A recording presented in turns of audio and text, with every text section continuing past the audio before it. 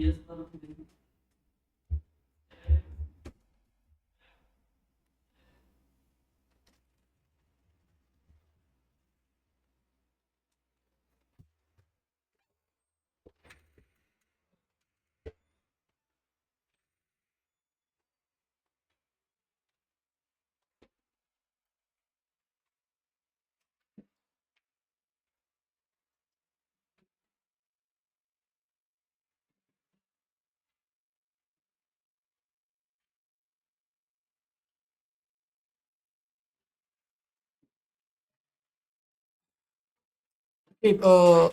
Everyone. I think we are good to start today's session. आज का session start करते हैं।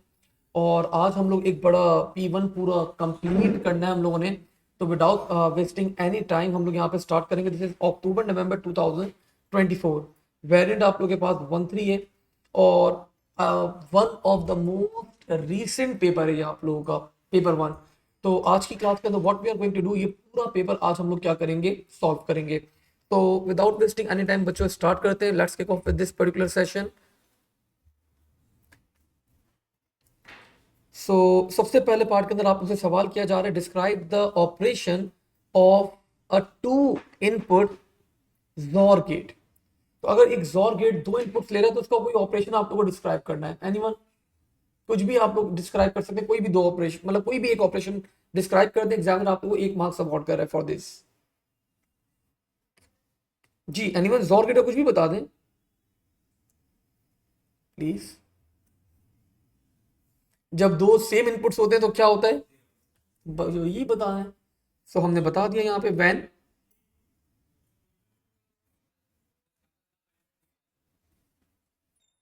टू इनपुट्स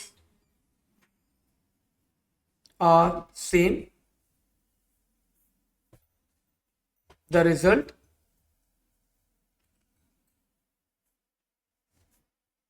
इज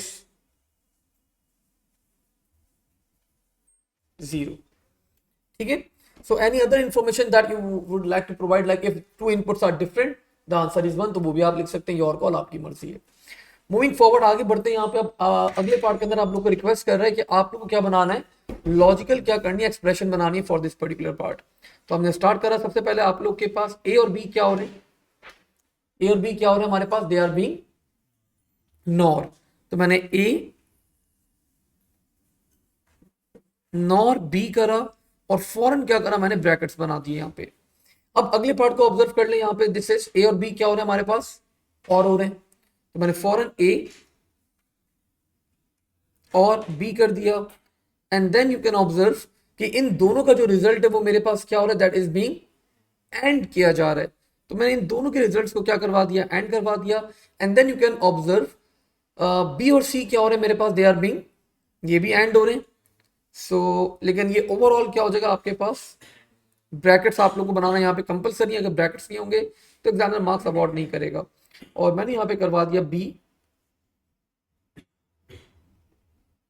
एंड सी। और ये जो पूरा रिजल्ट है आपस में क्या हो रहा है, ये नैंड हो रहा है। तो मैंने पूरे रिजल्ट को यहाँ पे क्या करवा दिया, नैंड करवा दिया। तो for this expression examiner is awarding you 2 marks. अभी बहुत कम मार्क्स अवार्ड कर रहे हैं, जनरली इतने कम करता नहीं एग्जामिनर, थोड़े ज्यादा ही मार्क्स हम लोग को क्या कर रहा होता है, यहाँ पे अवार्ड कर रहा होता है। मूविंग फर्दर फॉरवर्ड, आगे बढ़ते हैं। यहाँ पे अब आप लोग से रिक्वेस्ट की जाती है कि आप लोग एक्सप्रेशन गिवन है and you need to draw the logical expression from this. तो आप लोगों को क्या करना है, एक लॉजिकल एक्सप्रेशन ड्रॉ करनी है, कंप्लीट करनी है। सो लेट्स स्टार्ट करते हैं। सबसे पहले हम लोग स्टार्ट कर लेते हैं। यहाँ पे बी और सी क्या हो रहे हैं, नैंड हो रहे हैं। तो मैंने स्टार्ट करवा दिया, बी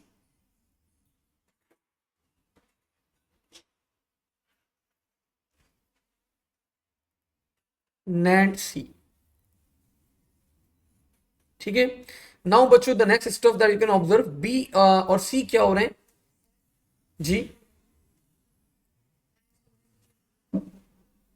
बी और सी एंड भी हो रहे हैं, नैंड भी हो रहे हैं, दोनों हो रहे हैं। मैंने पहले ये वाला बनाया, बी नैंड सी, और फिर वो एंड भी हो रहे हैं। ठीक है, दोनों हो रहे हैं। अब मैं एंड वाला बना देता हूं,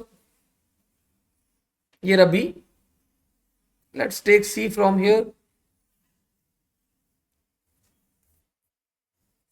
और ये दोनों हमारे पास क्या हो रहे हैं, एंड भी हो रहे हैं। अच्छा जी, उसके बाद यू कैन ऑब्जर्व ये जो रिजल्ट है ये नॉट सी के साथ क्या हो रहा है आपके पास, नॉट सी के साथ एंड हो रहा है, तो मैंने यहां पे नॉट सी को ड्रॉ करा, सॉरी नॉट ए, और नॉट ए के साथ क्या हो रहा है, ये रिजल्ट आप लोग का एंड हो रहा है, तो मैंने इसको क्या करवा दिया, एंड करवा दिया, एंड करवा दिया।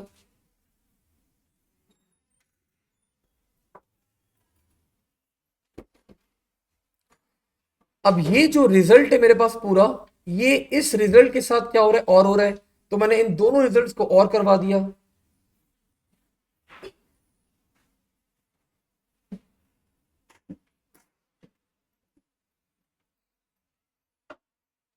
एंड ओवरऑल बच्चों आखिर में आप लोगों का पूरा रिजल्ट क्या किया जा रहा है, नॉट ए के साथ मल्टीप्लाई किया जा रहा है, तो मैंने नॉट ए यहां से लिया और पूरे रिजल्ट को मैंने मल्टीप्लाई करवा दिया with this, and that is equals to X. तो आई थिंक बच्चों that was one of the questions that we perform. अच्छा, पहले जमाने में आपके एग्जामिनर ये 2024 के अंदर ही ऐसा हुआ है कि ये बहुत कम मार्क्स अवार्ड कर रहा है, वरना 4 या इवन 5 मार्क्स अवार्ड करता है फॉर दीज डायग्राम्स। ठीक है, इन डायग्राम्स की इक्वेशन के 3 एटलीस्ट 3 करता है, यहाँ पे 2 कर रहा है। ठीक है, तो खैर कोई कह नहीं सकते हम एग्जामिनर को भाई आज कर रहे हैं कल ज्यादा भी कर सकते हैं, तो अपने माइंड में रखिएगा लॉजिक गेट्स के जनरली सवाल आपके पास ज्यादा मार्क्स गेन कर रहे होते हैं। आगे बढ़ते हैं, यहाँ पे अब वो बता रहे हैं कि आप लोग को यहाँ पे 2 डिफरेंस मेंशन करने between S RAM and D RAM. तो आई होप शायद आप लोग को याद हो S RAM D RAM, anyone D RAM, वो तो मुझे भी पता है, डायनेमिक और स्टैटिक रैम होती है आप लोग के पास। डायनेमिक रैम को क्या करना पड़ता है, कॉन्स्टेंटली रिफ्रेश करना पड़ता है, तो मैंने यहाँ पे पहली बात मेंशन कर दी, D RAM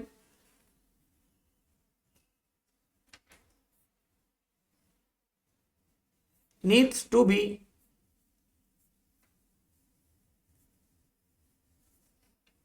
refreshed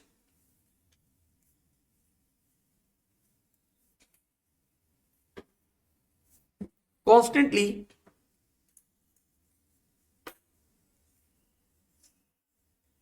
to maintain charges while SRAM does not need to be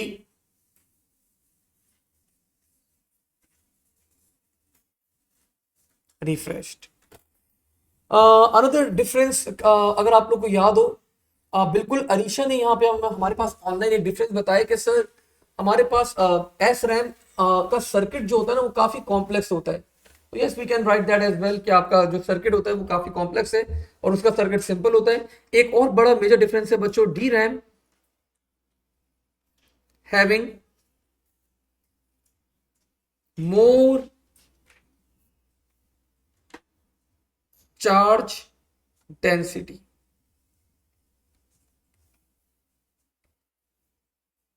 has greater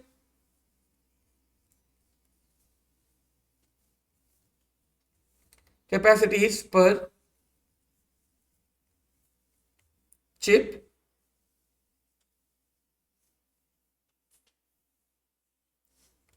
and SRAM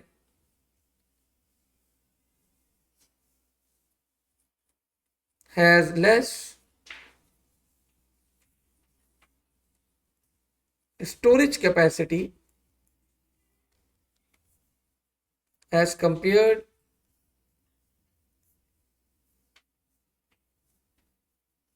to DRAM। आप लोग का पहला पेपर कब है सीआईएस का?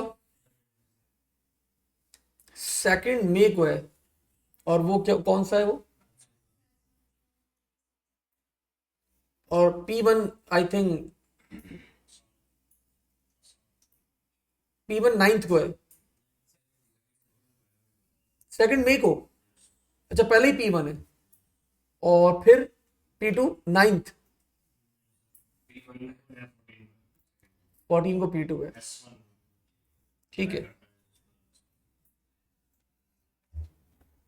मैं आप लोगों को वापस एक दफा P2 का ना रिवीजन तो नहीं मैं बोलूंगा उसको, मैं एक सॉर्ट ऑफ आप लोग की सेकेंड वीक ऑफ अप्रैल में ना एक पूरी एक वर्कशॉप करवा दूंगा, एक पूरा रिवाइज करवा दूंगा। मतलब वो क्लासेस ही होंगी हमारे पास, लेकिन थोड़ी लॉन्गर क्लासेस, लाइक 6-6 घंटे की क्लासेस लूंगा मैं। और हर टॉपिक के ना आप लोग को, लाइक हमारे पास बबल सॉर्ट है, तो बबल सॉर्ट के आज तक के जितने भी सवाल है ना सब कर लिए हम लोगों ने बैठ के। 2D अरेज हैं, जितने भी क्वेश्चन हमने मैक्सिमम जितने कर सकते हैं हम लोग, लाइक 4-5 घंटे लगा के 2D अरेज के सारे सवाल कर लिए। फिर हमारे पास एक और टॉपिक आता है लाइक टेक्स्ट फाइल्स, सबसे मुश्किल टेक्स्ट फाइल्स है, फिर मॉड्यूलर क्वेश्चन है। तो इस तरह लॉन्ग लॉन्ग सेशंस ले लेंगे ना हम लोग, तो टॉपिकल क्वेश्चन हम लोग क्या करेंगे, फर्स्ट वीक ऑफ या सेकंड वीक ऑफ अप्रैल में मैं आप लोगों को पूरा ये कवर अप करवा दूंगा, ताकि उसके बाद फिर आप लोग अपने मॉक एग्जाम दे देगा। और मॉक का जब आप लोग एग्जाम होगा तो पेपर आप लोगों को ऑन स्पॉट चेक हो जाएगा। लाइक आपने पेपर दिया, आप लोगों को 15 मिनट्स वेट करना होगा और आपको पेपर चेक करके वापस से रिटर्न कर दिया जाएगा, ताकि ऑन स्पॉट आपको रिव्यू भी मिल जाए कि आप लोग कहाँ पे स्टैंड कर रहे हैं, क्या इंप्रूवमेंट चाहिए। तो मेरा चेकर आया हुआ होगा, बैठा हुआ होगा, और ऑन स्पॉट चेकिंग करते रहेंगे और आपको हम जल्दी जल्दी प्रोवाइड करते रहेंगे, ताकि टाइम वेस्ट ना हो आप लोग का। जनरली मैंने ये ऑब्जर्व करे सेंटर्स के अंदर बच्चे मॉक दे के चले जाते हैं, फिर वापस ही नहीं लेते वो। ठीक है ना, तो नहीं ये होता है, मतलब आप बहुत रेयर बच्चे होते हैं जो आके ले लेते हैं, वरना बस दे के चले जाते हैं, बस हो गई प्रैक्टिस। ठीक है, तो ऑन स्पॉट हम लोग चेक करके भी वापस कर देंगे आपको। खैर जी, हाँ ऑफ कोर्स दोनों होंगे। अब थोड़ा पढ़ना शुरू कर दो भाई आप लोग। कॉलेज वालों के तो मॉक एग्जाम अभी चल रहे, तो मैं देख रहा हूँ वो लोग रिदम में आ गए, वो पढ़ रहे हैं अब दिन रात। आप लोग नहीं आ रहे अभी तक रिदम में। पढ़ लिया? अच्छा पढ़ लिया। अच्छा जी, explain how a buffer memory buffer is used when computer is transferring data to its magnetic hard disk drive। तो बच्चों आप लोगों को पता है हर इनपुट आउटपुट डिवाइस के पास अपनी एक बफर मेमोरी होती है। अगर ये चीज मैं आप लोगों को डायग्राम की फॉर्म में बता दूं थोड़ा सा, तो आप लोगों को क्लियर हो जाएगा। ये आप लोगों की हार्ड डिस्क है, हार्ड डिस्क के अंदर आपका डाटा रीड और राइट करना है, और ये इसकी अपनी बफर मेमोरी है। तो बच्चों आपका सीपीयू क्या करेगा, सीपीयू को जो भी डाटा क्या करवाना है, सीपीयू एक काम ये कर सकता है कि डायरेक्टली क्या करे, डाटा राइट करे आपके डिस्क के अंदर, रीड भी करे राइट भी करे डायरेक्टली। दूसरा काम ये कर सकता है कि बफर को यूज करे। बफर को यूज करने से फायदा क्या होगा, बस ये सारा डाटा उठाएगा बच्चों, बफर मेमोरी में स्टोर कर देगा। फिर बफर मेमोरी से आपका डाटा जो है वो रीड राइट आराम आराम से परफॉर्म होता रहेगा। सर ऐसा क्यों, जब वो यहाँ पे लिख रहे, जब वो यहाँ पे डाटा पुट कर रहे हैं तो डायरेक्ट हार्ड डिस्क में स्टोर कर दे। बच्चों मसला ये आता है कि आप लोग की जो हार्ड डिस्क की परफॉर्मेंस होती है वो किलो हर्ट्ज के अंदर होती है, और जो सीपीयू काम कर रहा होता है वो गीगा हर्ट्ज में काम कर रहा होता है। अगर वो वेट करना शुरू कर दे कि भाई मैं वेट करता हूं, आप राइट कर दो, तो इतना ज्यादा डिले आ जाएगा आपके पास कि आपका कंप्यूटर ओवरऑल स्लो होना शुरू हो जाएगा। तो वो क्या करता है, डायरेक्टली बफर मेमोरी का यूज करता है, वो डाटा यहाँ पे कॉपी करता है, और फिर ये बफर मेमोरी से आराम आराम से आपका डाटा क्या हो रहा होता है, हार्ड डिस्क में कॉपी होता रहता है। जैसे ही बफर खाली होता है वापस से रिक्वेस्ट करता है वो कि मुझे वापस से और डाटा राइट करवाना है, तो करवा लो, and the process goes on. तो इसी चीज को वर्डिंग की फॉर्म में एक्सप्लेन कर देते हैं हम लोग यहाँ पे, data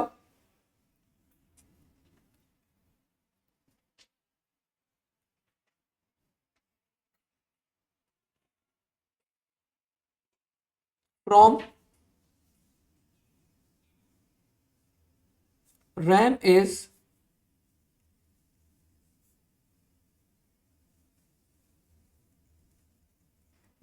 transferred to hard disk, और हार्ड डिस्क की कौन सी memory, buffer memory.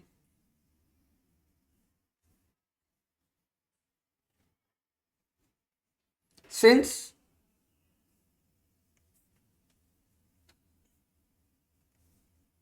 Processor speed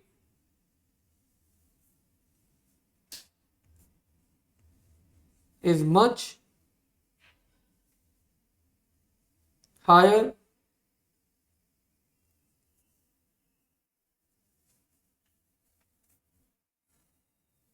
than hard disk, data from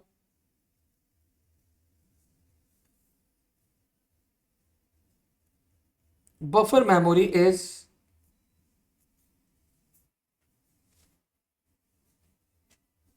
written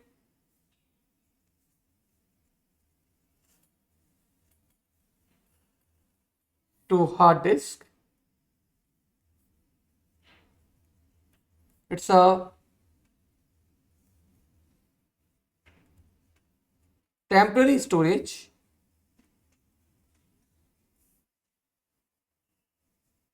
used to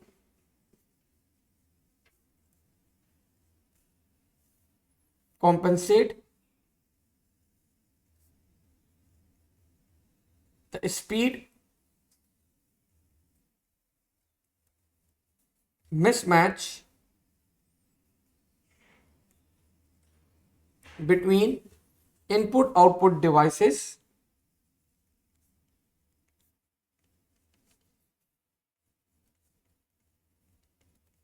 and processor.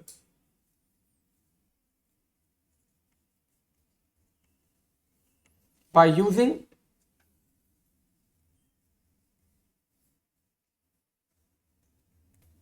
buffer memory,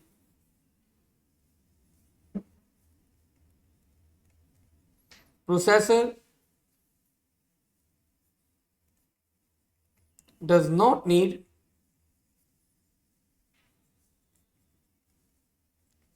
to wait for long time.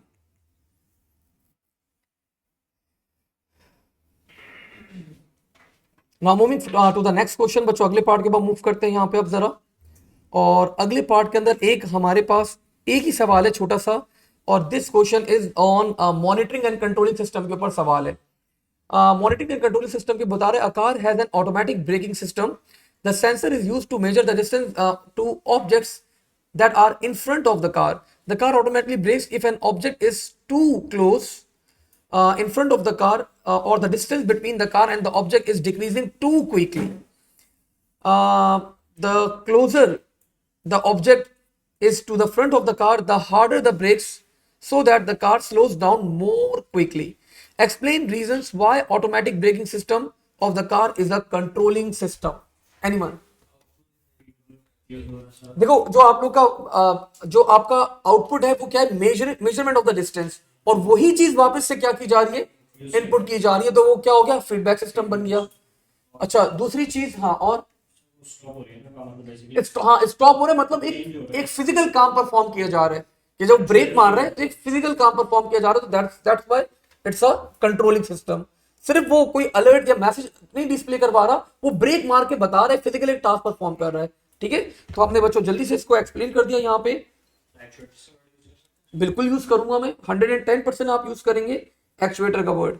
तो मैंने यहाँ पे एक्सप्लेन कर दिया, the car system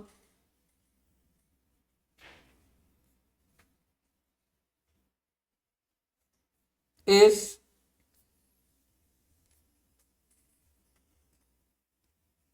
constantly measuring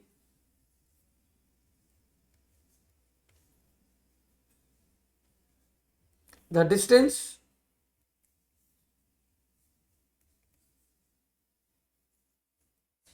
between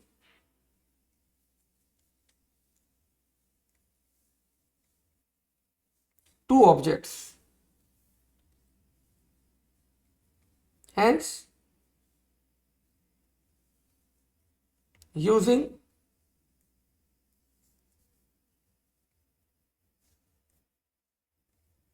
a feedback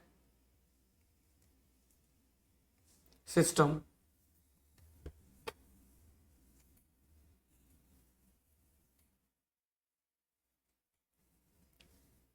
When distance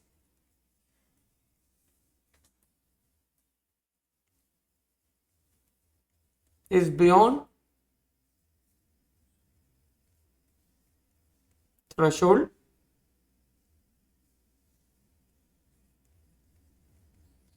brakes are applied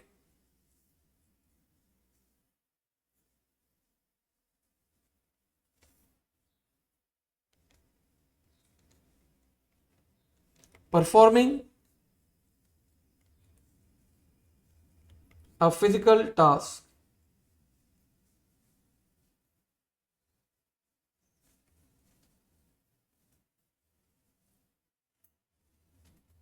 New distance after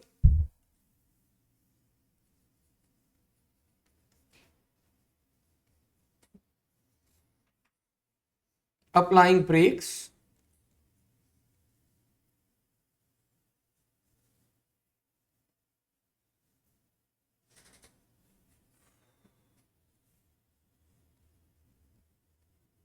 determines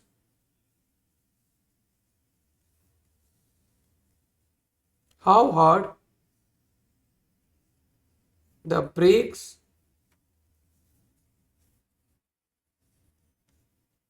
needs to be applied. ठीक है, तो that I think that's enough for gaining 3 marks over here. Let's move forward बच्चों, आगे बढ़ते हैं यहाँ पे question number 4 के ऊपर. और क्वेश्चन नंबर 4 जी, previous input, change in input लिख सकते हो, प्रीवियस इनपुट लिख सकते हो. These are the vocabularies that you can use over here. तो फाइन, परफेक्ट है. बच्चों ये बता रहे एक डेटाबेस का सवाल आ गया, माय फेवरेट. तो a company makes ice cream and sells it to the shops. Ice cream is made in batches. The large quantity ice cream batches के अंदर बन रही है. The large quantity of one type and flavor ice cream that is split into smaller quantities for sale. The company's owner designed a relational database called ice cream to store data about their ice creams and customers. तो एक बच्चों आप लोग के पास यहाँ पे table है, उसका नाम है बैच. बैच आईडी, टाइप, किस चीज की टाइप है, ये आइसक्रीम की टाइप है. फ्लेवर किसका फ्लेवर है, आइसक्रीम का फ्लेवर है. साइज किसका साइज है, आइसक्रीम का साइज है. सेलिंग प्राइस किसकी प्राइस है, आइसक्रीम की प्राइस है. एंड डेट किसकी एक्सपायरी डेट है बच्चों, आइसक्रीम की एक्सपायरी डेट है हमारे पास. या वी कैन से कि पूरा जो बैच तैयार हुआ है उस पूरे बैच की आपके पास एक्सपायरी डेट हो सकती है ये आपके पास. कस्टमर के अंदर customer ID, company name, email address and telephone number. और सेल के अंदर हमारे पास sale ID, batch ID, customer ID and quantity and date. आप लोगों को क्या करना है, यहाँ पे 2 फॉरेन कीज क्या करनी है, आइडेंटिफाई करनी है. Customer ID and batch ID. और टेबल कौन सा है हमारे पास, दैट इज सेल. तो हमने यहाँ पे आइडेंटिफाई कर लिया. One of them is batch ID, the table is sale, and another one is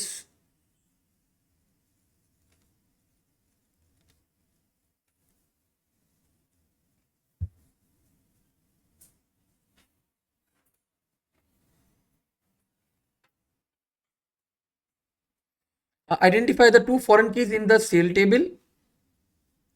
The table that each, हाँ सॉरी यहाँ पे बैच और कस्टमर आएगा ना. वो बोले रेफरेंसेस किसको रेफर करिए, वो रेफरेंसेस टेबल बनाने बताने हमें. तो सॉरी, माय बैड.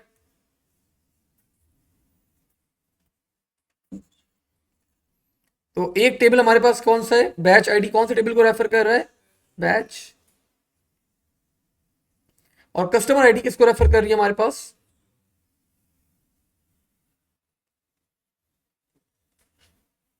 कस्टमर को. Write an SQL script to return total quantity. Total quantity मतलब आप लोगों को क्या करना है, यहाँ पे काउंटिंग करनी है, सम करना है, सम करना होगा. Sold to the customer, customer की आईडी गिवन है बच्चों हमारे पास. और एयर हमारे पास गिवन है, दैट इज 2023. तो मतलब एयर की आप लोगों को क्या लगाना पड़ेगा, limit upper bound and lower bound का एक एयर का हमें वो लगाना है. सबसे पहले मुझे क्वांटिटी चाहिए, मुझे कस्टमर आईडी चाहिए और मुझे एयर चाहिए. तो which table should I go with, sale. तो आई थिंक आप लोगों ने बता ही दिया, तो अब मैं यहां पे लिख देता हूं. So let's start with select sum. और किसको सम करना है हमने, क्वांटिटी को सम अप करना है. हेडिंग में डलवा दें टोटल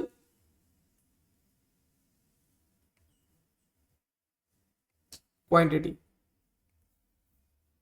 फ्रॉम के अंदर आप लोगों को पता है हमारे पास क्या आता है, name of table. So the name of the table is sale. Where के अंदर हमारे पास कंडीशंस आ जाएंगी. तो वेयर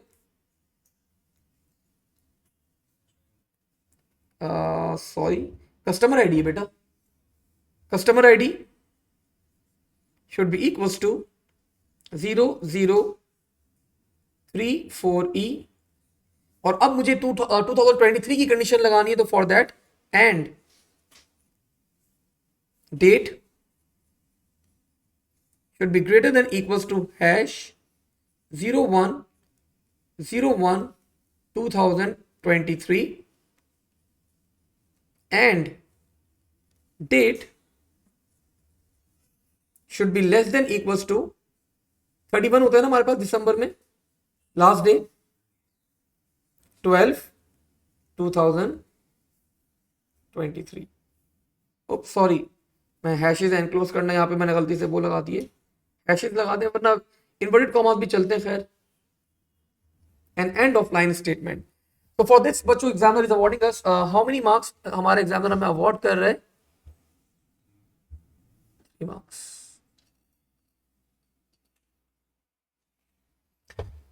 ओके जी, लेट्स मूव फॉरवर्ड, आगे बढ़ते हैं। अब ये बोल रहे the table definition for the batch, आप लोगों को बैच के बारे में चीजें बता रहे हैं और ये बोल रहा है कि write an SQL script to define the table batch, include constraint restrictions on the data that can be entered into each field where appropriate। तो बोले जितनी कंडीशन जितनी रिस्ट्रिक्शंस लगा सकते हो वो क्या कर दो, लगा दो यहाँ पे, ठीक है। तो 5 नंबर का सवाल है, आप लोगों को टेबल क्रिएट करना है। सो लेट्स स्टार्ट। आप लोगों को पता है the statement for creating a table is create table and the name of the table is batch। सबसे पहले मैंने यहां पे डिफाइन करा दैट इज, अच्छा भाई सॉरी भाई, अब हमारे बच्चे तेज हो गए हैं, मेरी मिस्टेक्स पकड़ लेते हैं फौरन। सो उसने बताया सर टेबल का नाम कैपिटल में, तो आप भी कैपिटल में लिखें, आप लोअर केस में अपने पास से ना कन्वर्ट करें उसे। अब यहां पे आप लोग को बच्चों सबसे पहले आपने डिफाइन कर दिया दिस इज बैच आईडी और आपने इसकी डेटा टाइप डिफाइन कर दी, दिस विल बी varchar। और कितने कैरेक्टर्स रख दूं मैं यहां पे, लेट्स गो विद 8 कर दूं just to be on a safer side, क्योंकि उसने बोला लिमिट लगानी है आपको हर जगह। बीच में 4 भी है ना, तो चले मैक्सिमम के साथ चला जाता हूं मैं 5 के साथ चला जाता हूं। वेरिएबल है ना, तो 4 भी हो सकते हैं varchar। और उसमें क्या होता है, सिर्फ 4 में क्या होता है, fix character, fix number of characters हो जाते हैं आपके पास। अच्छा एक चीज बच्चों आप लोग यहां पे मेंशन कर सकते हैं, दैट इज कॉल्ड नॉट नल।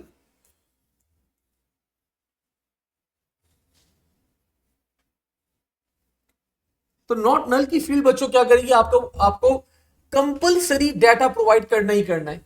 अगर आप लोग डाटा प्रोवाइड नहीं करेंगे तो ये आपको क्या करेगा, एरर देगा, ये आपका टेबल क्रिएट नहीं करेगा। मतलब आपको इस फील्ड के अंदर डाटा एंटर करना ही करना है, कंपलसरी है, वो खाली नहीं रह सकती। तो अब बच्चों आपने अगली डिफाइन कर दी यहाँ पे, दैट कैन बी, अच्छा जनरली ये सिर्फ नॉट नल की कंडीशन आपके पास अप्लाई की जाती है ऑन द प्राइमरी की, ताकि प्राइमरी की का डाटा कभी भी एम्प्टी ना हो हमारे पास। Then we can apply type varchar। कोई बच्चा मुझे ऐसी रैंडम लिमिट बता देगा अच्छी सी टाइप के लिए,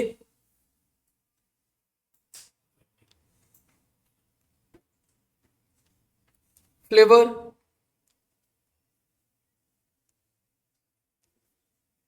varchar, लिमिट 35। चले, मतलब मैं बताना ही चाह रहा हूं कि कोई इससे कोई एज सच वो नहीं होता, मतलब ठीक है, मतलब इट्स योर कॉल, आपकी मर्जी होती है। साइज, यहां तो लिमिट नहीं आएगी, यहां पे data type will be real, selling price,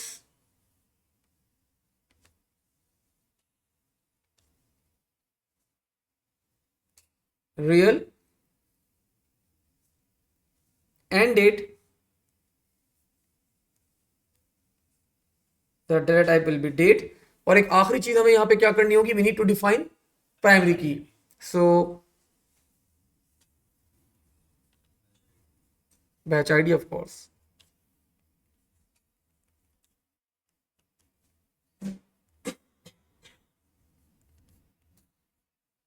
and of line statement.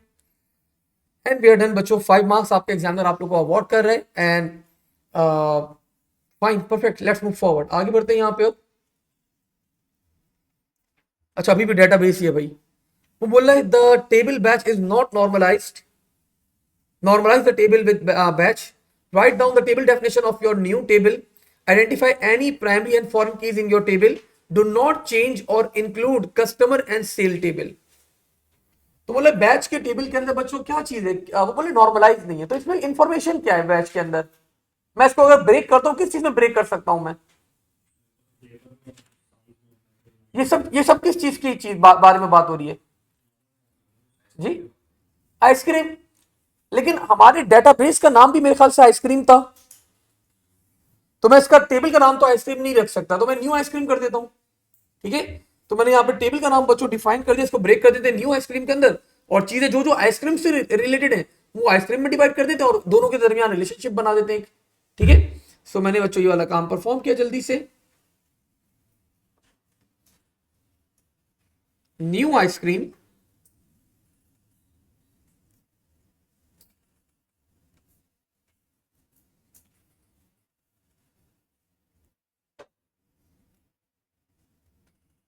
Ice cream ID, type आ जाएगा यहाँ पे हमारे पास, फ्लेवर आइसक्रीम का है हमारे पास,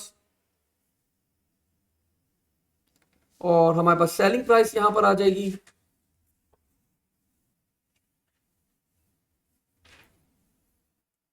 और साइज भी आइसक्रीम का ही होगा हमारे पास। ठीक है, और प्राइमरी की यहाँ पे हमारे पास it will be ice cream ID. Now batch के टेबल के अंदर कुछ चेंजेस आएंगे हमारे पास, that will be batch IDs will remain same as the primary key. अब मैं बाकी चीजें कुछ भी नहीं लिखूंगा, I am just going to include ice cream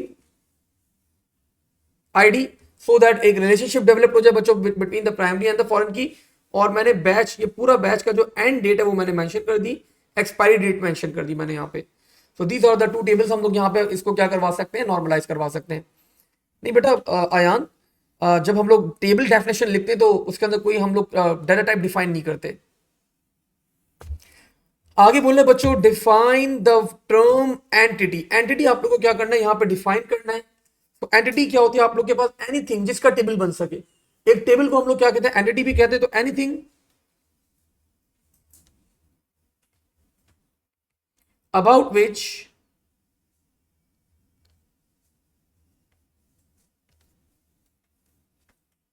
we can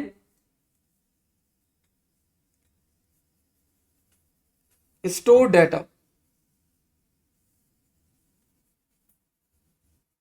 can be represented as a table। Attribute, I think attribute field को कहते हैं एट्रीब्यूट। तो a field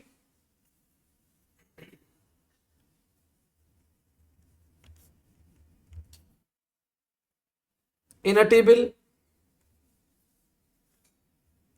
or an item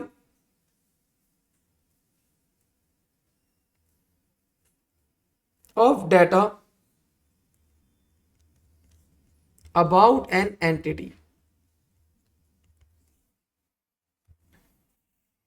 ठीक है, तो यहां पे हमारे पास डेटाबेस का जो एक सवाल आया था, अच्छा सवाल था, मुझे अच्छा लगा ये overall. It was a balance question, थोड़ी थ्योरी पूछी, थोड़ा आपसे नॉर्मलाइजेशन के बारे में पूछ लिया, थोड़ा आपसे एसक्यूएल पूछ ली, थोड़ा आप लोग से बच्चों यहाँ पे प्राइमरी और फॉरेन की का रिलेशनशिप पूछ लिया। तो overall it was a good question. अच्छा, अभी और भी है। अच्छा, थ्योरी आ गया बच्चों, explain how DBMS supports data integrity. मैंने आपको एक टर्म पढ़ाया था, if you will remember, referential integrity, कि अगर आप टेबल में कोई चेंज करते तो सारे टेबल्स में क्या होना चाहिए, चेंज होना चाहिए। तो कैस्केडिंग डिलीट और कैस्केडिंग अपडेट, वही चीज हमें यहाँ पे मेंशन करनी है। तो मैंने जल्दी से यहाँ पे बच्चों मेंशन कर दी, इन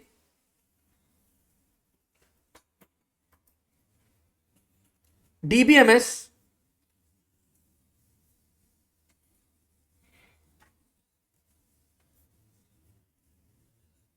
referential integrity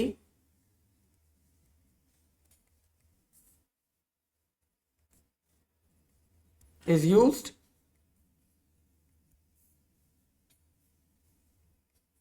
any value updated in a table, it is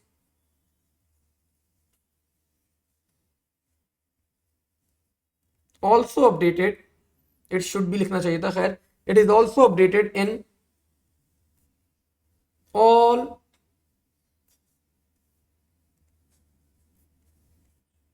referencing tables, and this is called cascading update.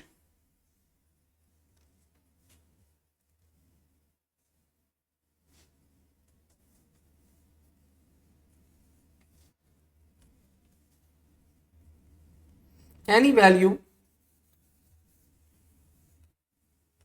deleted, it should be deleted in all referencing tables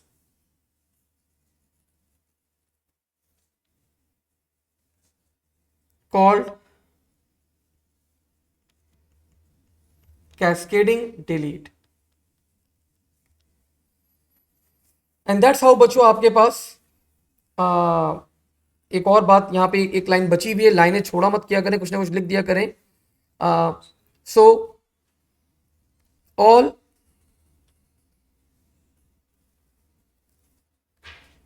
tables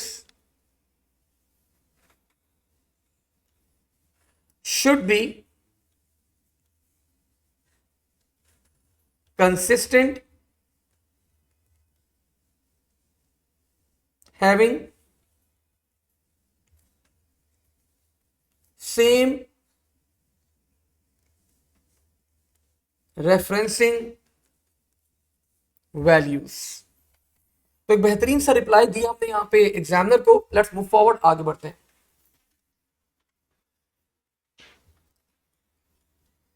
software आप लोगों के पास चार टाइप के होते हैं. एक था आप लोगों के पास कमर्शियल, एक था शेयरवेयर, एक था ओपन सोर्स और एक था फ्री सॉफ्टवेयर. तो आप लोग को आइडेंटिफाई करना है अ फी इज चार्ज, ये किस टाइप का सॉफ्टवेयर है. Users do not get the free trial. Commercial पैसे देने, फ्री ट्रायल मिलेगा नहीं, तो such software are called commercial software. Users can try the software before buying. Shareware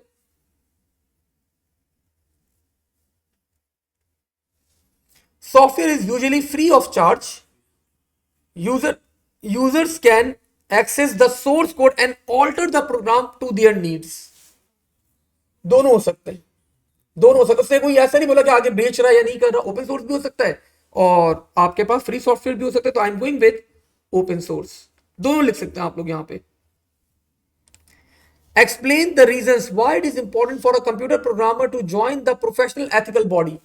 याद है मैंने आप लोगों को जब एथिक्स पढ़ा रहा था, मैंने आपको बताया था कि एथिकल ऑर्गेनाइजेशन ज्वाइन करने से आपको बड़े फायदे होते हैं, लीगल सपोर्ट मिलती है and so on.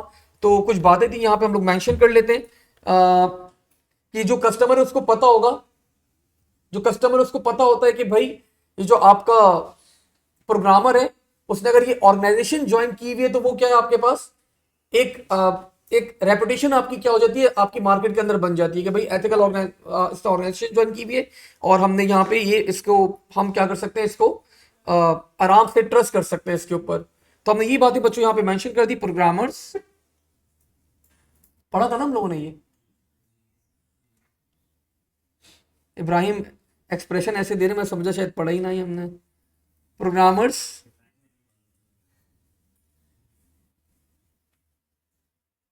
No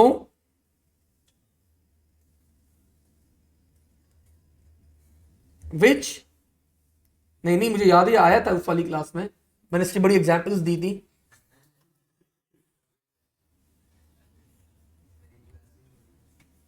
ethical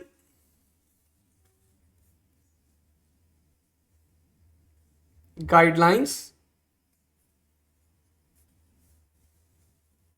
to follow, client satisfied होता है, client is satisfied that all standards are applied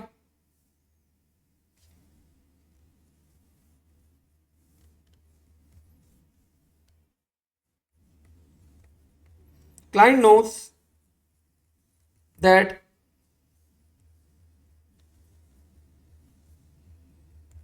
programmer is reputable,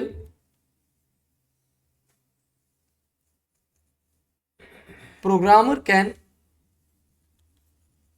join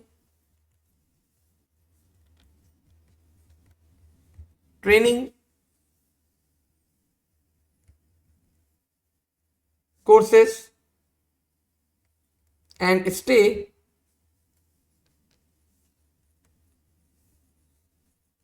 up to date.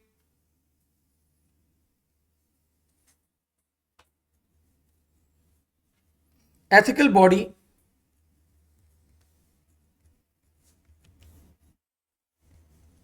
also guide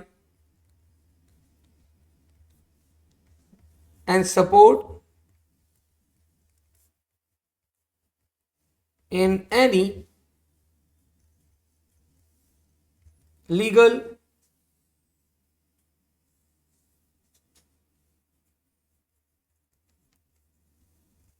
problems.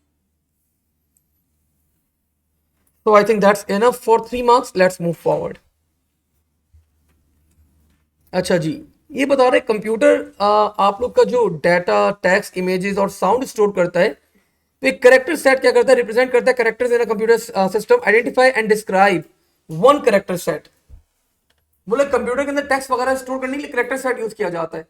बोले कोई एक करेक्टर सेट का, आपने 2 character set पढ़े S के अंदर यूनिकोड्स, ठीक है, तो मैं कौन सा लिखूं भाई, एस की codes.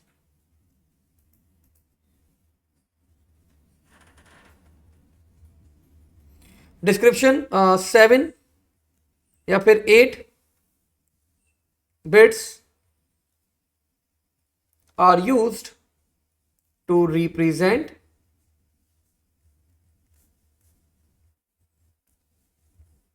a character and developed for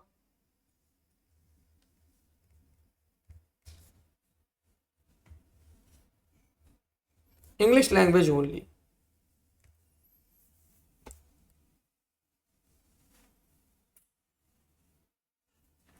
seven या 8 अयान बेटा, 7 या 8, 178 नहीं है ये, सॉरी वो 700 एंड वो समझ रहे हैं, 7 या 8 bits are use to represent a character and develop for English language only. I think बच्चों 2 नंबर के लिए 1 नंबर के लिए नाम लिख दिया, एक नंबर के लिए मैंने 2 लाइनें, मैंने 2 पॉइंट्स प्रोवाइड कर दिए, that's fine. Each colour of the pixel is a bit map image is represented by 8 bits. State the largest number of different colors. 8 bits अगर है मेरे पास, excellent बेटा। 128 नहीं, अहमद बता रहे 128, 2 की पावर 8 इज इक्वल टू 128, वो तो 128 बता रहे हैं भाई मुझे, 256।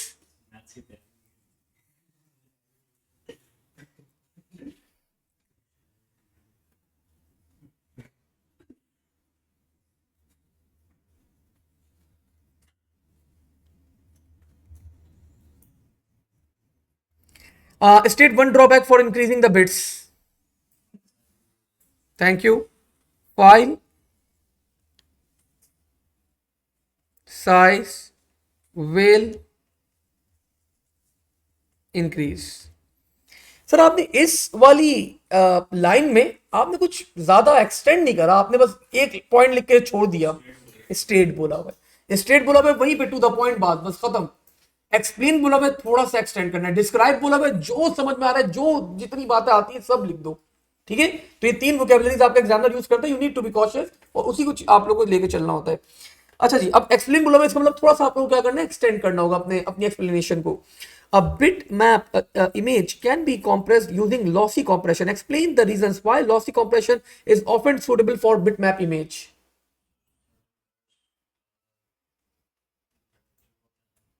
जो जो आपके पास रिमूव किया जाता है, तो मैंने यहां पे आपको बताया था ना, परसेप्चुअल कॉम्प्रेशन अप्लाई की जाती है लॉसी के अंदर. तो परसेप्चुअल कॉम्प्रेशन अप्लाई करेंगे तो आप लोग को जो कलर रिमूव किए जाएंगे, आपको मतलब डिफरेंस फील नहीं होगा बहुत ज्यादा. बस यही चीज आप लोगों को यहाँ पे बच्चों एक्सप्लेन करनी, मैंने कर दिया. Pixels,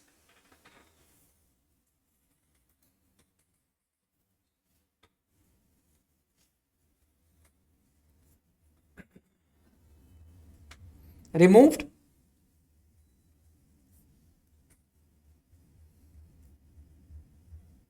are usually not noticed by a human eye.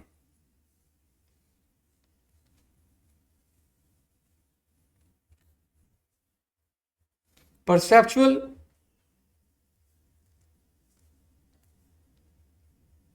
compression is applied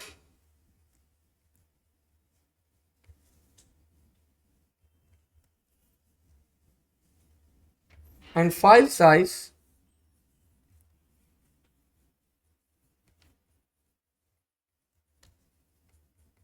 is generally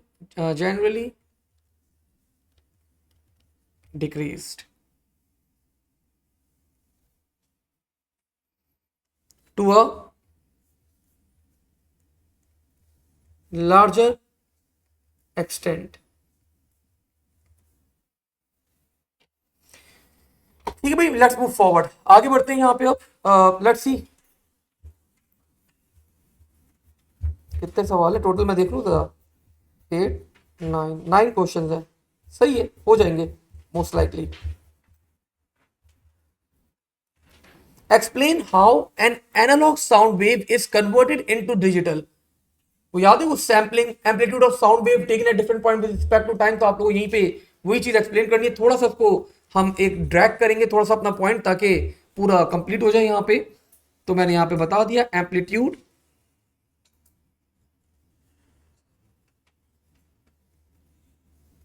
of sound wave taken at different points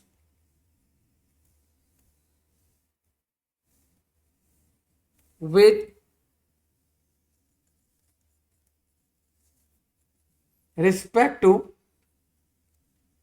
time.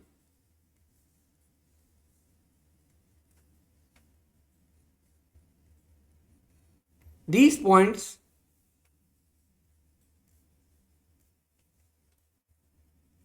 are matched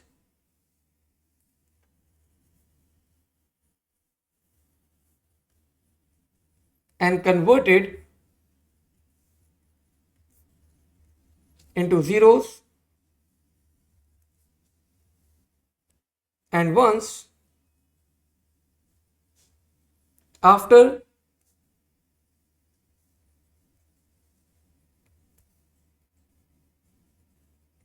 setting the threshold. Sequence of zeros and ones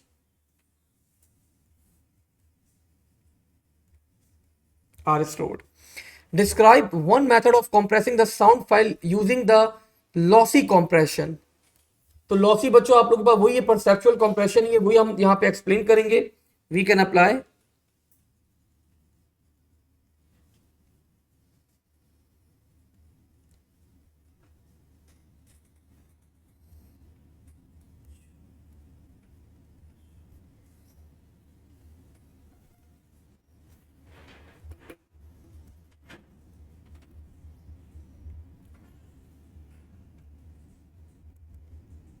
removing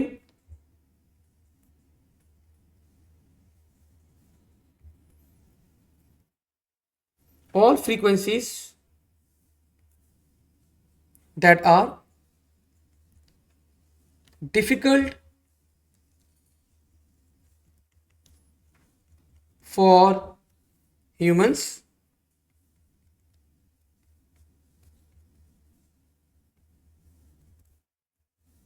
to understand,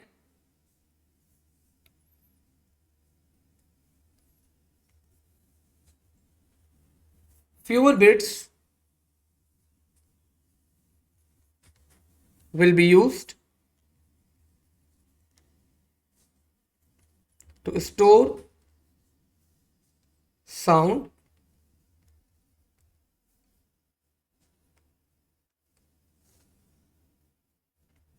perceptual compression is applied. No drastic change in quality. ठीक है, तो हमने यहाँ पे बड़ा एक बेहतर तरीके से एक्सप्लेन कर दिया कि डिस्क्राइब कर दिया यहाँ पे एग्जामिनर को कि he was asking for describing that stuff, तो हमने उसको अच्छी तरह डिस्क्राइब कर दिया। Let's move on. Question number 7 बच्चों, असेंबली लैंग्वेज आप लोग जल्दी जल्दी कर सकते हैं हम लोग परफॉर्म इसको। सबसे पहले बोला LDD 50, anyone LDD was direct addressing, तो 50 पे क्या रखा हुआ है हमारे पास,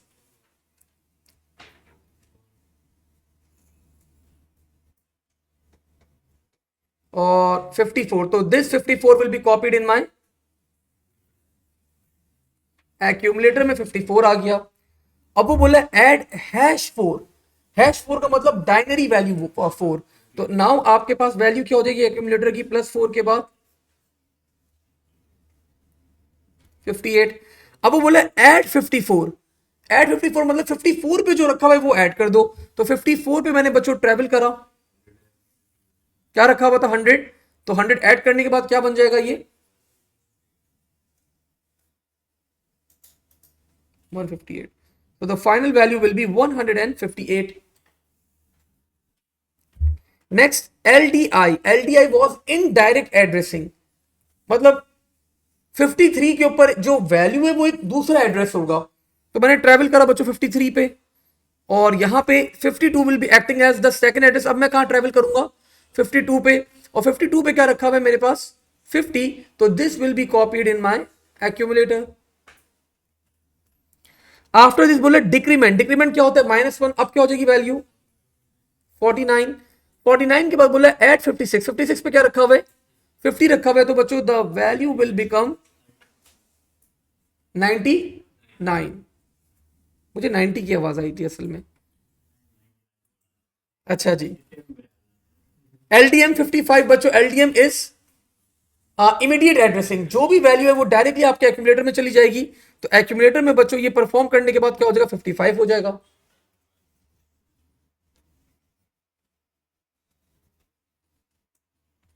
अब वो बोले सब्ट्रैक्ट 5, तो द वैल्यू विल बिकम 50। ठीक है भाई, लेट्स मूव फॉरवर्ड। वो बोले एक ऐसा ऑपरेशन परफॉर्म करो, explain how the bit manipulation can be used to clear the data in an register, write a bit manipulation instruction that will be used. Register को clear करने का मतलब है बच्चों आप लोगों को रजिस्टर को जीरो करना है। जीरो क्या चीज, किससे लिखूंगा कैसे, हैश जीरो, बताओ, तो एंड हैश। अब बाकी बच्चों को अगर समझ में नहीं है ये बात, लेट्स से मेरे पास एक्यूमुलेटर में क्या रखा हुआ था, मेरे पास एक्यूमुलेटर में कुछ भी रखा हुआ था 1 0 1 1 1 1 1 1 रखा हुआ था मेरे पास एक्यूमुलेटर में। जब मैं इसको बाइनरी वैल्यू या फिर डेसिमल वैल्यू जीरो मतलब ऑल जीरोस के साथ, ज्यादा वैल्यूज हो गई मुझे लग रहा है, हाँ नहीं सही है, अगर मैं इसको ऑल जीरोस के साथ एंड ऑपरेशन अप्लाई करता हूं तो फाइनल रिजल्ट क्या आएगा मेरे पास जीरो आ जाएगा। ठीक है, तो मैंने यहां पे बता दिया, एक्सप्लेन कर दिया पहले मैंने, यहां पे इंस्ट्रक्शन होगी हमारे पास एंड #0। अगर ये चीज मुझे बाइनरी में लिखनी होती मैं कैसे लिखता, एंड B 0 0 0 0 0 0 0 0। और अगर यही चीज मुझे हेक्सा में लिखनी होती तो मैं कैसे लिखता?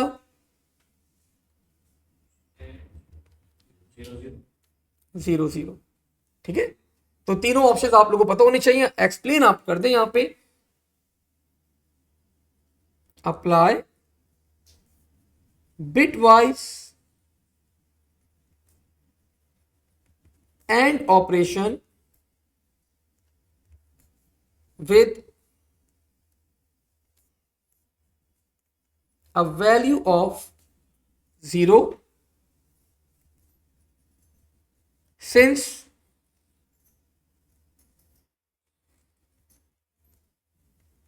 and will multiply each value bitwise so that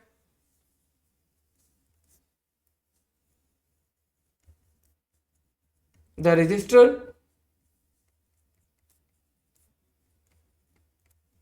will be cleared to 0। ठीक है भाई, लेट्स मूव फॉरवर्ड। अच्छा सवाल था,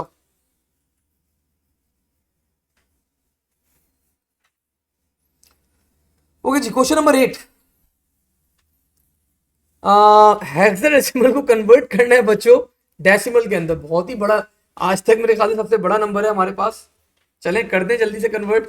B A F 1, B will be 0 sorry 1 0 1 1, A will be 1 0 1 0, F will be 1 1 1 1 and 1 will be 0 0 0 1।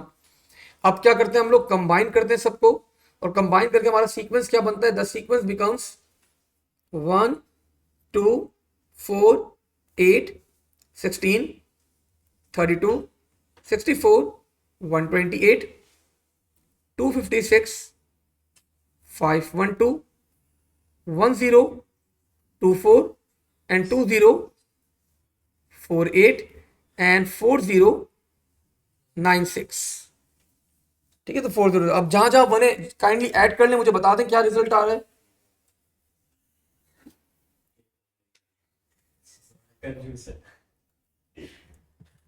हमारे student ने भाई फॉरन calculator निकाल लिया, जबकि कैलकुलेटर्स आर नॉट अलाउड।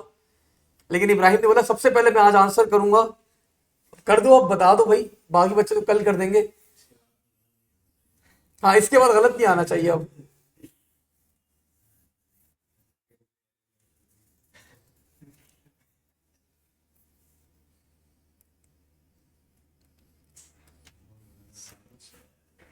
भाई कैलकुलेटर से इतना टाइम लगना नहीं चाहिए। 8 1 0 0, बेटा 4 तो कभी हो ही नहीं सकता। हमारे पास ये वाली बिट 1 है, ऑड ऑड में आंसर होगा हमेशा, इवन में तो हो ही नहीं सकता। लीस्ट सिग्निफिकेंट बिट 1 है, तो मैं 4 तो एक्सेप्ट कर ही नहीं सकता, इसका मतलब गलत है।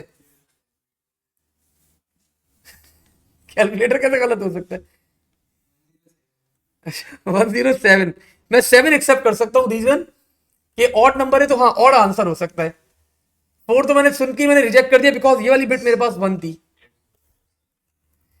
ओके जी, अगले पार्ट में बच्चों रिक्वेस्ट की जा रही है कि explain how to convert two's complement integer into binary, give the binary value after conversion.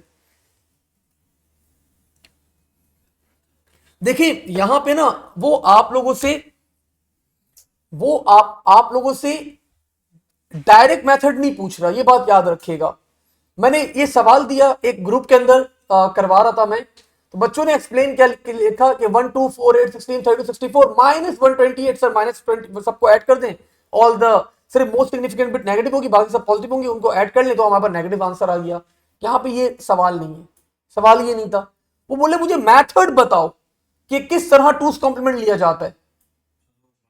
जी जी, वो मैथड लिखना है आपने। ठीक है, तो आपने पहले क्या करा, टेक, समझ गए ना सवाल, समझ गए कि वो मैथड मांग रहे, वो आपसे डायरेक्ट कन्वर्जन नहीं मांग रहा। अगर उसको डायरेक्ट कन्वर्जन का मांगे वो आपको ब्रैकेट बना के देता, रजिस्टर बना के देता, आप डायरेक्ट कन्वर्ट कर देते। वो बोले मेथड बताओ मुझे। तो first take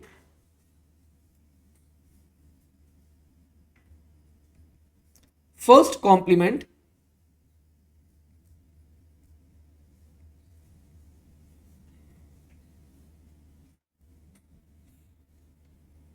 of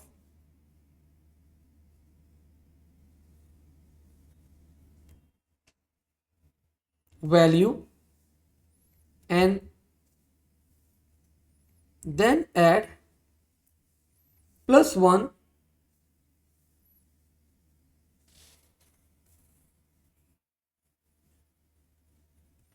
convert the value into denary and put a negative sign since number is negative. करके दिखाते हैं 1 0 0 1 1 1 1 1। पहले फर्स्ट कॉम्प्लीमेंट लिया आपने 0 1 1 0 0 0 0 0। तो this is your first complement.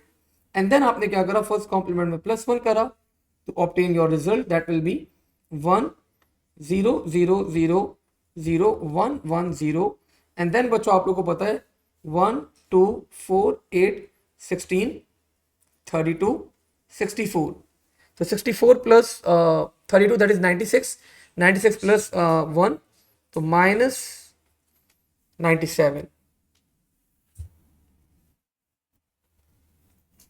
तो उसने बस बोला कि भाई मेथड के थ्रू करके दिखाओ, तो आपने मेथड के थ्रू बता दिया। भाई इस तरह प्रॉपर मेथड के थ्रू आप क्या कर सकते हैं, नंबर को वापस से पॉजिटिव में कन्वर्ट करके you can convert that stuff. Explain describe the difference between logical right logical shift and arithmetic binary shift. बस खत्म, दोनों सेम है, लेकिन अर्थमेटिक के अंदर मोस्ट सिग्निफिकेंट बिट क्या होती है आपकी, फिक्स रहती है, वो चेंज नहीं होती। तो मैंने यहां पे बता दिया।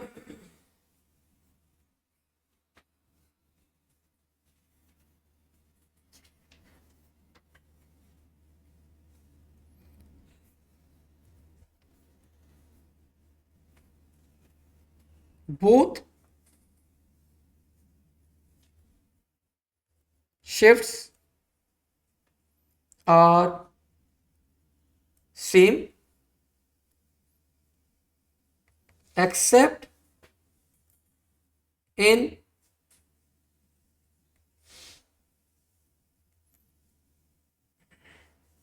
arithmetic shift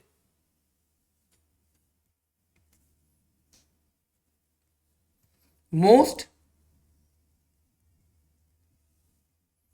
significant bit is fixed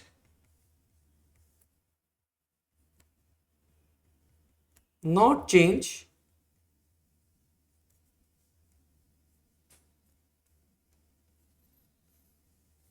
in both bits are moved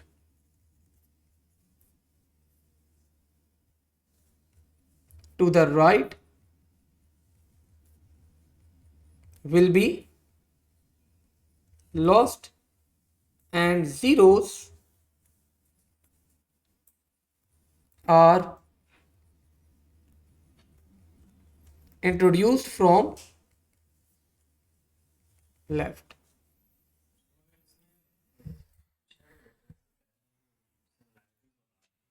बता तो दिया कि उसमें एमएसबी फिक्स रहेगी, डिस्क्राइब करने के लिए बोल रहा है।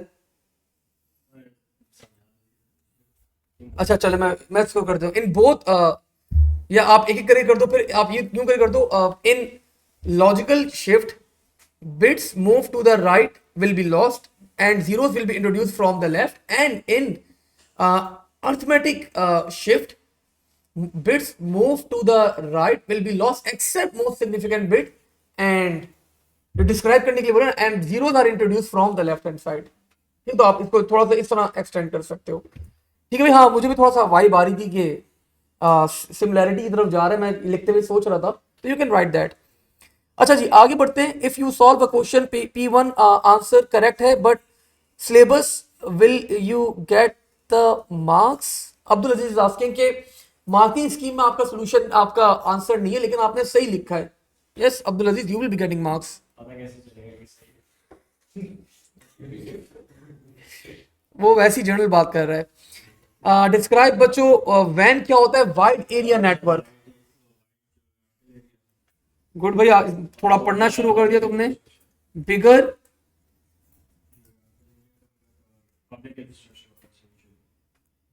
Geographical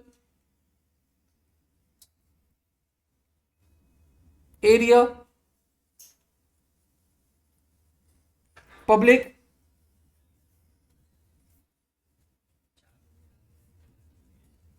infrastructure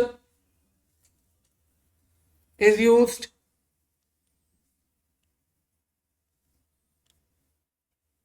hardware used belongs to public. Public का मतलब क्या है यहाँ पे? ऐसे ही सवाल कर रहा हूं मैंने। Public infrastructure, public hardware, public public कौन है? कोई बड़ी इंडस्ट्री हो सकता है। पब्लिक यहाँ पे मल्टीपल चीजों को रेफर कर रहा है।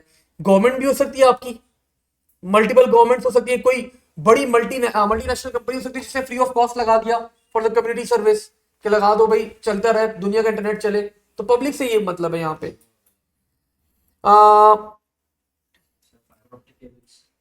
वो बोल रहा है बच्चों, एक जो है वो कॉपर केबल है, एक नाम बता दो एक और केबल का ट्रांसमिशन मीडियम का। बिल्कुल हो सकता है fibre optic cables.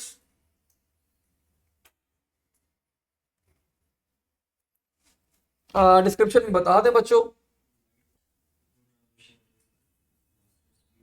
Data is, last सवाल है ना बस ये, थोड़े भाई इसके बाद एक और है। Data is transferred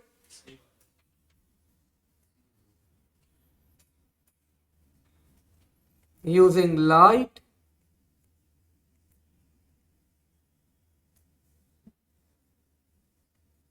and total internal reflection। और फर्दर आप क्या बता रहे थे कि it's a fast way and secure method to transfer data. दूसरा आप क्या बता रहे हैं? ट्रांसमिशन मीडियम वैन के लिए जो यूज हो सकता है आपके पास, दैट कैन बी सैटेलाइट। हाँ वायरलेस है, सही है बिल्कुल। तो let's go with satellite.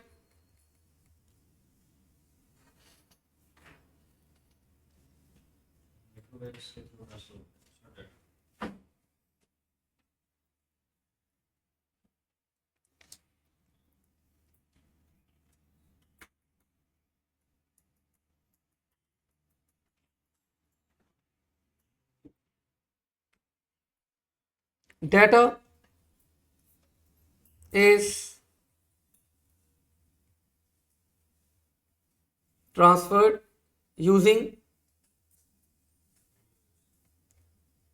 Microwave भी यूज होती है, रेडियो दोनों यूज होती है। मैं हटा ही देता हूं मैं। यूजिंग इलेक्ट्रो, लिख सकते हो, magnetic waves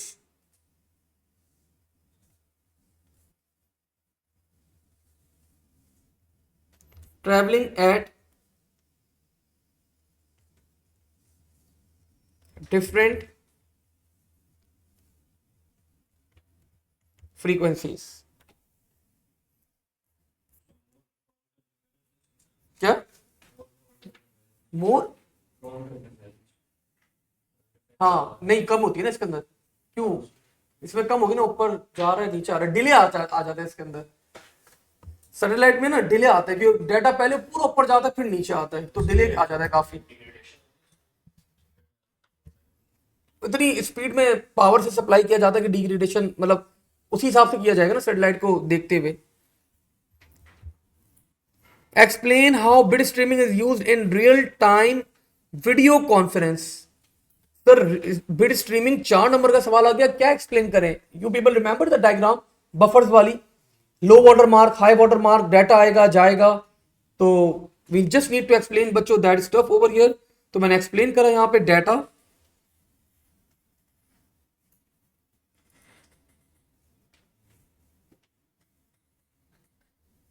is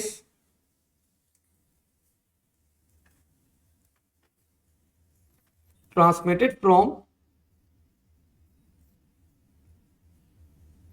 server to a computer on a LAN. Server to computer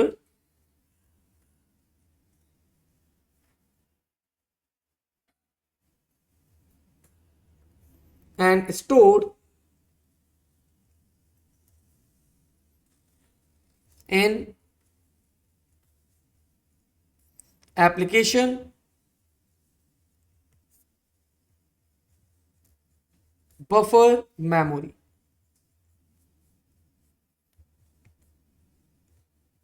When data reaches low water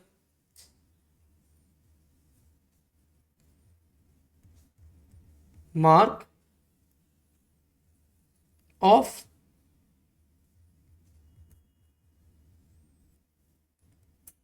application buffer memory,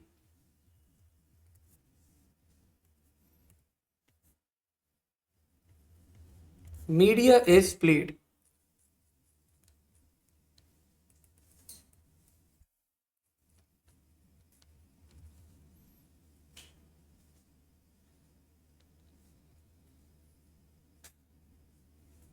When data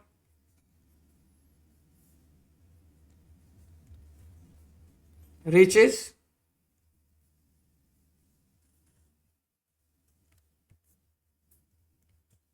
high water mark,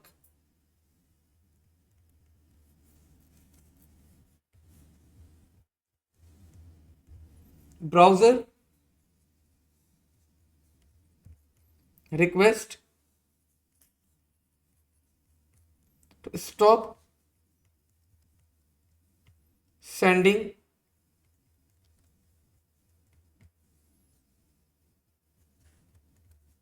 further data until it reaches low water mark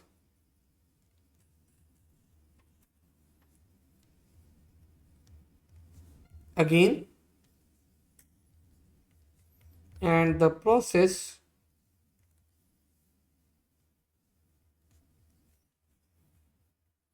continues until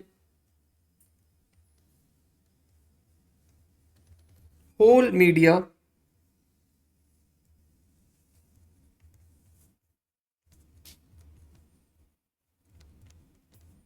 is streamed. वो बोले बच्चों लैन के अंदर एक router लगा हुआ होता है, राउटर के पास पब्लिक आईपी भी होती है, प्राइवेट आईपी भी होती है। बोले एक्सप्लेन पब्लिक आईपी का रोल। बच्चों समझा देता हूँ मैं आप लोग को डायग्राम के अंदर। ये देखिए, ये आपका घर है, घर में एक राउटर लगा हुआ है और ये राउटर के पास जो आईपी होती है, इस आईपी के थ्रू आप लोग क्या हो रहे होते हैं, इंटरनेट से कनेक्ट करते हैं। तो ये आईपी पब्लिक होती है और राउटर क्या करता है, आपके पास जितने भी मोबाइल फोन है, टैबलेट है, लैपटॉप है, आपका कंप्यूटर है, सबको क्या करता है, एक सब नेटवर्क मतलब सॉरी एक नेटवर्क बना लेता है और सबको क्या करता है, प्राइवेट आईपी असाइन कर देता है। तो जो राउटर के पास आईपी होती है वो पब्लिक होती है ताकि वो दुनिया में विजिबल हो, इंटरनेट की दुनिया के अंदर क्या हो, आपका आपकी डिवाइस विजिबल हो। और और यहाँ पे क्या की जाती है, प्राइवेट आईपी असाइन की जाती है डिवाइस को, ताकि यूनिकली क्या किया जाए, डिवाइसेस को आइडेंटिफाई किया जाए। तो हमने यहाँ पे एक्सप्लेन कर दिया राउटर को क्यों असाइन की जाती है, so that router is visible to the internet, uniquely identify devices over a network. Describe the purpose of बच्चों सबनेटिंग, एक लार्ज नेटवर्क को छोटे स्मॉलर सब नेटवर्क में ब्रेक करना। डिवाइड, इतनी कॉल्स तो मेरे पास भी नहीं आती भी जितनी आप लोग के पास आती हैं। Divide large networks into smaller sub networks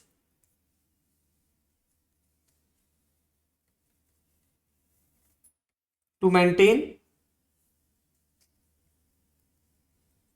network privacy, hide network complexity,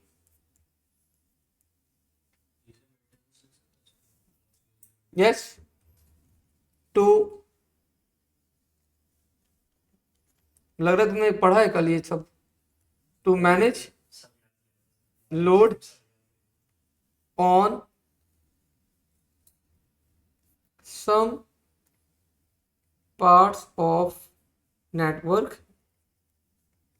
अभी एक दफा करके रख दोगे ना साइड में, तो जब एग्जाम से पहले करोगे ना तो फिर आसानी हो जाएगी, फिर बहुत गुड, अच्छी स्ट्रेटजी। और आखिरी चीज बच्चों हमारे पास efficient use of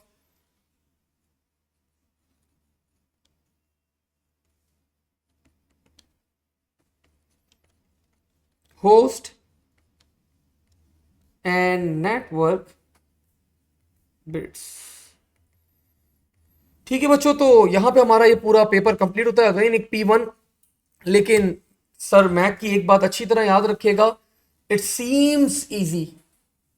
P1 seems easy, दिखता आसान है, मार्क्स गेन करना मुश्किल है। सर क्यों मुश्किल है? अपनी वोकैबुलरी के ऊपर आप लोगों को बहुत काम करना है। सर कौन सी वोकैबुलरी यूज करनी है? जो मार्किंग स्कीम में मैंने आप लोगों को पूरी गाइड दी हुई है, और सेकंड आप लोग को जो क्लास में लेक्चर्स लिखवाए में, तो you can use that vocabulary. ठीक है, तो अगली क्लास में हम लोग की मुलाकात होती है बच्चों विद अच्छा थर्सडे को आप लोग की क्लास है इस बार विद अनदर P1। एक और P1 हम लोग सॉल्व करेंगे ताकि मैक्सिमम P1 हमारे पास हो जाए, जितने 2024 के सारे ही करवा रहा हूं मैं। तो नेक्स्ट सेशन के अंदर एक और P1 करेंगे। थर्सडे वाले दिन आप लोग की कोई क्लास है 5 बजे?